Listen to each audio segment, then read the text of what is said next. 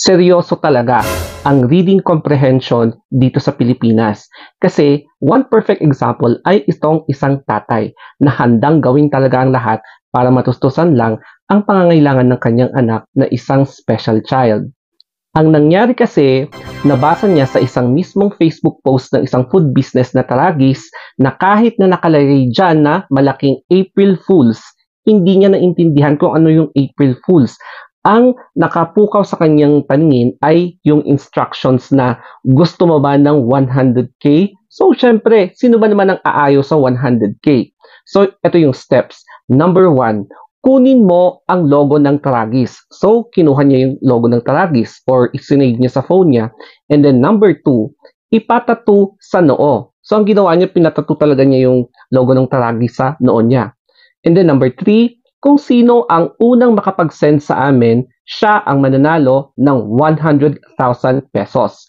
So, siguro sinave niya itong instructions and kitang-kita niyo sa picture na yan, talagang literal na nagpatato siya sa noo, Taragis Takoyaki.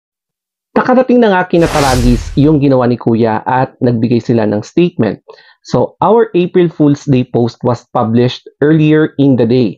After that, we received a number of messages claiming that our post was executed and that someone had taken it very seriously.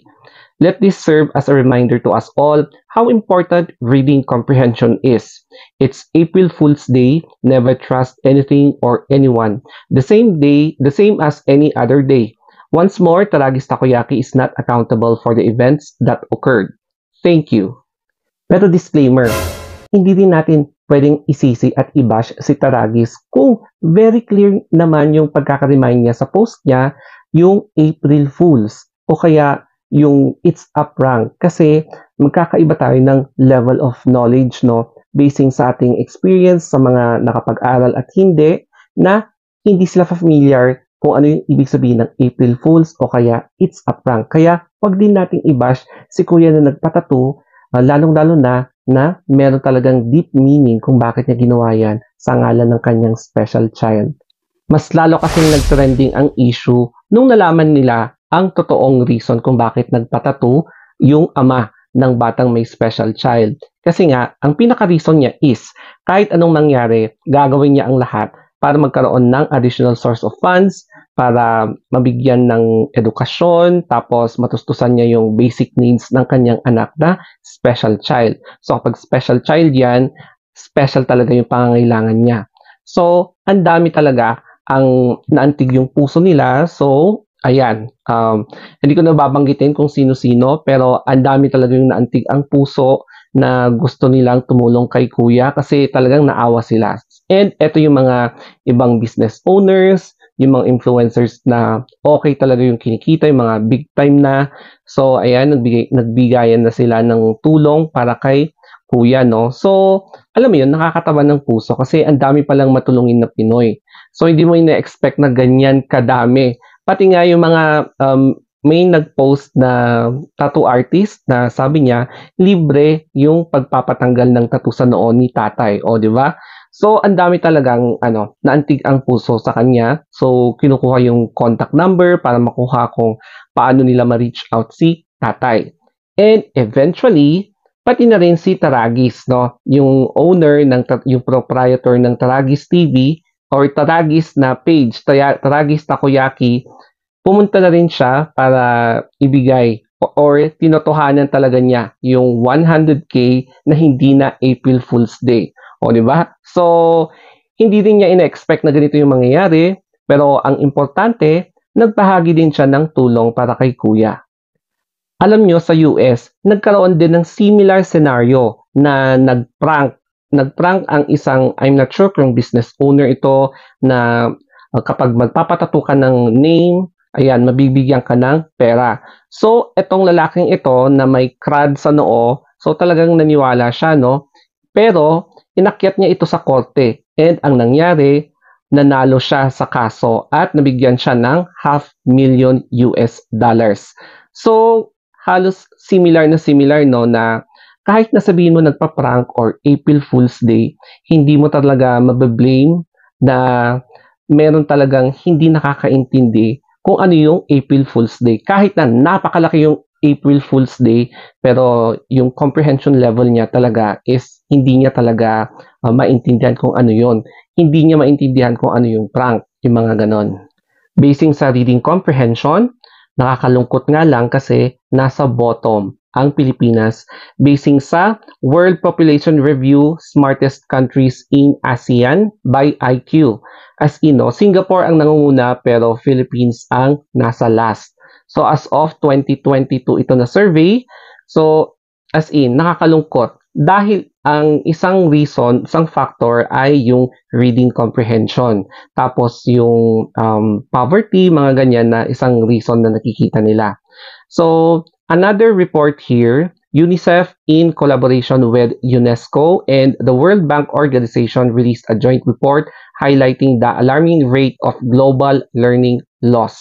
So, nasa bottom 2 ang Philippines. So, makikita nyo medyo very sad, no? Kasi ang isa daw na naman ulit ay yung reading comprehension. And then dito, in 2018, the Philippines received the lowest reading comprehension score in the Program for International Student Assessment or PISA out of 79 participating countries and economies. So, noong 2019, CPLM Main Regional Report, Children Learning in 6 Southeast Asian Countries, just 10% of Philippines grade 6, grade 5 pupils achieved or exceeded the minimal proficiency standards. And in the latest UNICEF report, the Philippines ranks second lowest in East Asia in terms of reading skills due to learning tapos poverty. Ayan. So only 10% of children aged 10 are able to read simple text. This means that only 1 out of 10 Filipino children can read. O, di ba? So, is this a result of pandemic or distant learning problems? So, what are the potential effects of this issue? And what do you think is the best solution? Ito naman yung relatable experience ko. So, i-share ko lang yung journey ko nung nag-take ako ng IELTS exam. Na-realize ko na reading comprehension pala ang pinaka medyo nahirapan talaga ako. Hindi ko in-expect yon. Kasi nung mga mock exams, feeling ko okay ako sa reading. Pero yun pala, yung reading ang may pinakamababang score ko sa 4. Kasi merong listening, speaking, reading, tapos writing, no? Sa reading talaga ako medyo nangangapa. And lalong-lalo na sa true, false, not given. As in, doon ako naiinis. Kapag nakaka-encounter ako ng true, false, not given na question, tapos 8 yon, tapos meron na naman, grabe, naiinis talaga ako. Bakit hindi ko siya makuha-kuha? So, doon talaga, nung nag-take na ako, finokus ko talaga yung reading kasi yun yung alam kong pinakamahina ko and nairaos ko naman. So, na-realize ko na pag start mo pa lang ng elementary talaga, dapat sanayin mo yung sarili mo na magbasa-basa ng libro o kaya magbasa ng mga novels, magbasa ng encyclopedia, mga ganyan.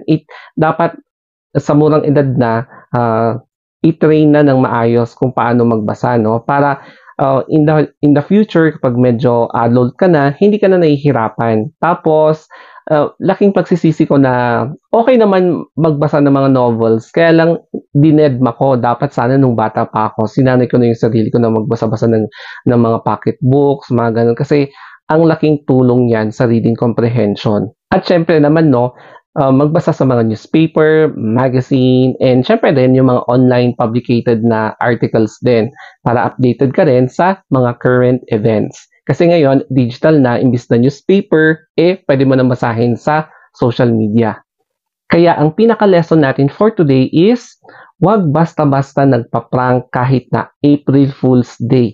Lalong-lalo na kapag pera ang pinag-uusapan. Kasi meron at merong mga tao na hindi talaga nila alam, hindi sila aware kung ano ang ibig sabihin ng April Fools, hindi rin sila aware kung ano ba ang prank. Basta pagdating sa pera, sugod ng sugod kasi opportunity yan eh. Kaya mag-ingat-ingat tayo kung ano yung pinaprank natin. So, sana may naintindihan kayo dito sa video, sana may natutunan kayo, and sana may na-realize kayo or nakarelate kayo sa mga pinagsasabi ko dito. So, thank you for listening and request lang kayo kung ano yung gusto natin pag-usapan next time. Kaya follow niyo lang ako sa Instagram, The Story of Anthony. Ayan. So, thank you and have a nice day.